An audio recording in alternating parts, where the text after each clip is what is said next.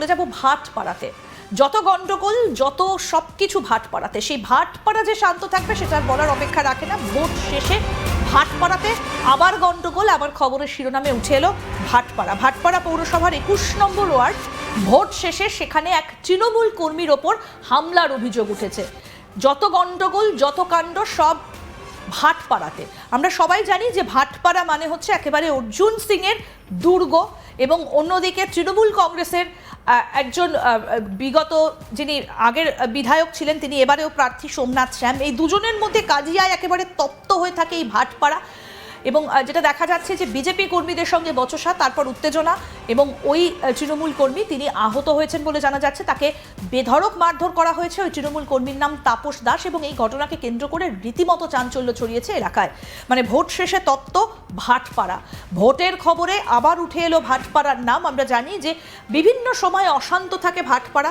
একদিকে অর্জুন সিং এর ডেরা বিজেপি নেতা, এবং অন্যদিকে তৃণমূল নেতা সোমনাথ শ্যাম। এই দুজনের মধ্যে কাজিয়া কিন্তু এক প্রকার তুঙ্গে। 21 নম্বর ওয়ার্ডে ভোট শেষে তৃণমূল কর্মী তাপস দাসের ওপর হামলার অভিযোগ ঘিরে উত্তেজনা। অভিযোগ, ভোট শেষের পর তিনি বুথের কাছে দাঁড়িয়ে থাকার সময় কয়েকজন বিজেপি কর্মীর সঙ্গে তার বচসা হয়। সেই বচসার পরই তাকে মারধর করা হয় বলে অভিযোগ ওঠে। গুরুতর আহত অবস্থায় তাকে ভাটপাড়া স্টেট জেনারেল হাসপাতালে নিয়ে যাওয়া হয়। পরে অবস্থার অবনতি হলে কামারহাটি সাগর দত্ত হাসপাতালে তাকে স্থানান্তর করা হয়েছে। কি বলছেন তৃণমূলের প্রার্থী সোমনাথ শ্যাম, আসুন শোনাই আপনাদের। ঘটনা কিছুই নয়, আজকে হঠাৎ আমি বুথে সব জায়গায় ছিলাম, সেখান থেকে খবর পেলাম 122 নম্বর পার্ট রাজবাড়ি মাঠ, আতপুর 21 নম্বর ওয়ার্ডে। সেখানে সঞ্জয় সিং, প্রমোদ সিং, বিপ্লব ঘোষ, তারপরে আপনার প্রতীক সোনার এবং জিতেন্দ্র সিং বলে একটা ক্রিমিনাল, যে মার্ডার কেসের আসামির থেকে কয়েক বছর জেল কেটে ইতিমধ্যেই এসেছে। প্রতীক সোনার অ্যাবসকন্ডার অনেক কেসে, এখানেও থাকেন, আজকে সকালেই এসেছে। এবং এরা সবাই মিলে ওখানে যায়, এবং যাওয়ার পরে তাপসের সঙ্গে একটা, তাপস বলে আমাদের দলীয় কর্মী, ওর সঙ্গে বতসা শুরু হয়। ও ভালোভাবেই বলে, কিন্তু বলতে বলতে ওকে বলে যে তোকে শেষ করে দেবো, মেরে দেবো।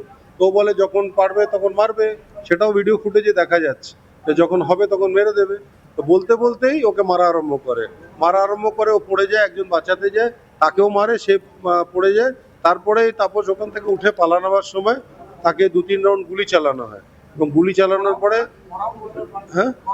2-3 রাউন্ড গুলি চালানো হয়, এবং তারপরেই ও ওখান থেকে মানুষ যারা ছিল গুলি চালার পরে তারা সবাই মানে পালানোর চেষ্টা করছে। এর মধ্যেই ওকে আবার ধরে মারধর প্রচণ্ডভাবে করে ফেলে।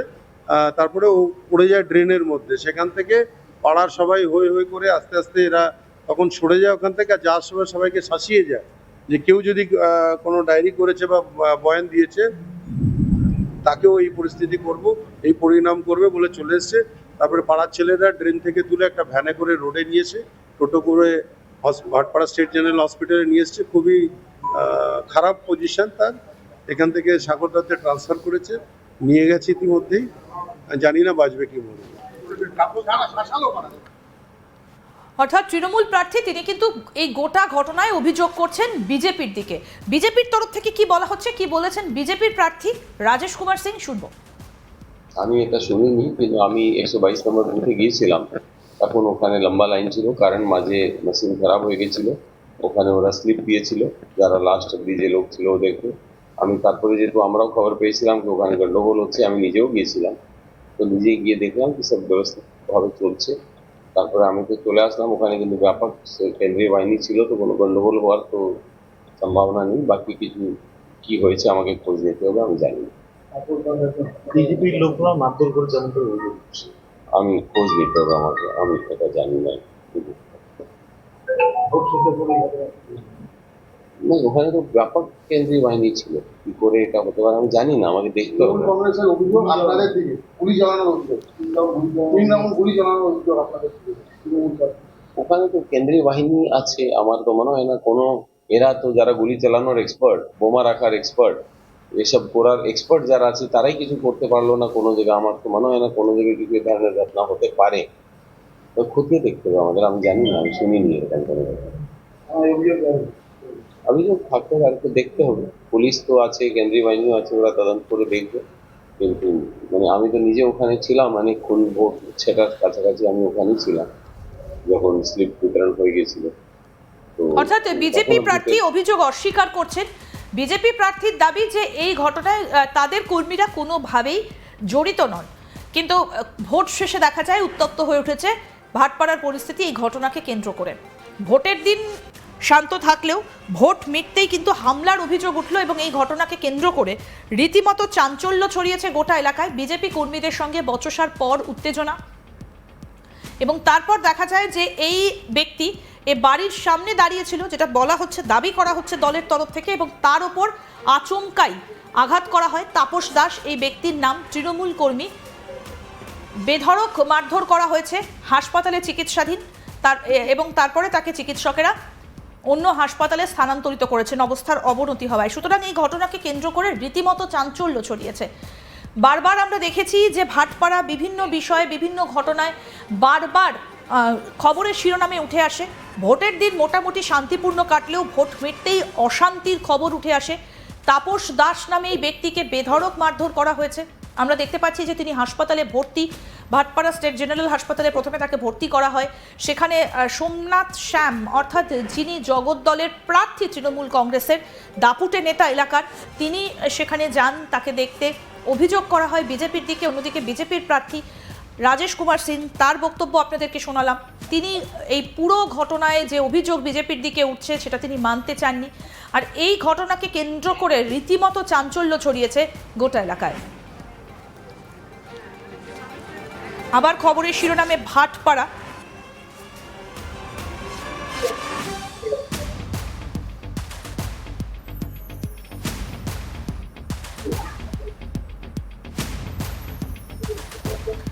আমরা এই পুরো বিষয় সম্পর্কে জানবো। আমাদের সঙ্গে রয়েছে আমাদের প্রতিনিধি দীপক দেবনাথ।